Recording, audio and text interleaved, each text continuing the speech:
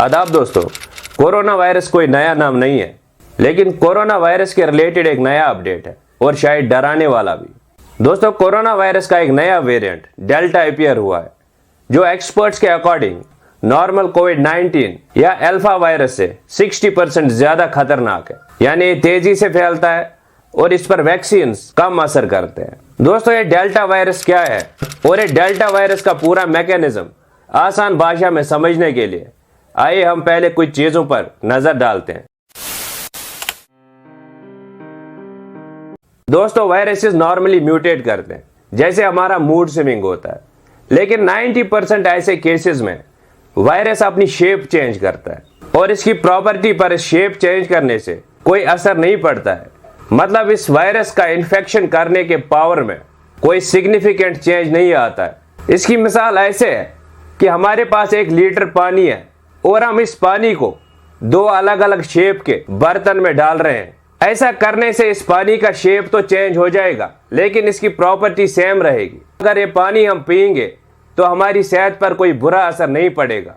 लेकिन 10% ऐसे mutation cases में यह वायरस अपनी शेप के साथ साथ अपनी प्रॉपर्टी भी चेंज करता है। इस वायरस का जो इन्फेक्शन करने का पावर है वो चेंज हो जाता है। दोस्तों, जब वायरस के अलग अलग 2 स्ट्रेन एक्सीडेंटली मिल जाते हैं तो वहां पे एक तीसरा नया वेरिएंट आ जाता है और इस वेरिएंट की जो प्रॉपर्टीज होती हैं वो इन दोनों वायरसेस से अलग होती है। दोस्तों, वर्ल्ड हेल्थ ऑर्गेनाइजेशन ऐसे वायरसेस पर कंटिन्यूअसली नजर बनाए रखता है और 2 चीजें देखता है। पहली चीज वेरिएंट ऑफ इंटरेस्ट यानी VOI।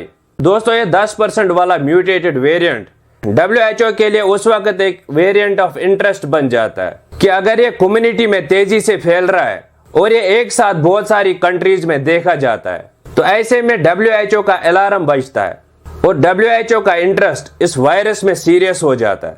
अब चलते हैं दूसरी चीज पर। दोस्तों, अगर वेरिएंट ऑफ इंटरेस्ट की ट्रांसमिशन रेट ज्यादा है और इस पर अवेलेबल वैक्सीन और मेडिसिन का असर कम रहता है तो ऐसे वेरिएंट को World Health Organization variant of concern declare करके कोई नाम देता है, जैसे कि 1, 2, 3, 4 या कोई ग्रीक अल्फाबेट जैसे अल्फा, बीटा, गामा और डेल्टा। और इस केस में WHO ने इस वेरिएंट का नाम डेल्टा रखा है। दोस्तों, चलिए अब जल्दी से इस डेल्टा वेरिएंट के बारे में कुछ फैक्ट्स जान लेते हैं। ये डेल्टा वेरिएंट सबसे पहले इंडिया में पाया गया है और एक्सपर्ट्स का कहना है कि जो रिसेंटली इंडिया में कोविड की वजह से डेथ्स हुई वो इसी डेल्टा वेरिएंट की वजह से हुई। इस वायरस की ट्रांसमिशन रेट बीटा वेरिएंट जो इससे पहले का वेरिएंट है उससे 60% ज्यादा बताई जा रही है। मतलब ये तेजी से फैलता है कम्युनिटी में।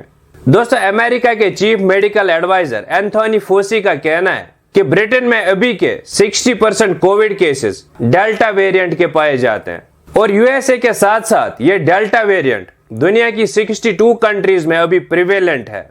ये डेल्टा वेरिएंट क्यों प्रॉब्लमेटिक है, इस सवाल का जवाब हमने पहले ही देख लिया कि ये इसकी ट्रांसमिशन रेट ज्यादा है और इस वेरिएंट के जो डिजीज सिम्टम्स है उन पर अवेलेबल वैक्सीन और मेडिसिन बहुत कम इफेक्टिव है। दोस्तों, एंथोनी फोसी के अकॉर्डिंग फाइजर वैक्सीन के 2 डोजेस लेने के बाद इस डिजीज की जो सिविरिटी है वो 88% तक कम हो जाती है। करते हैं बात इंडियन वैक्सीन की।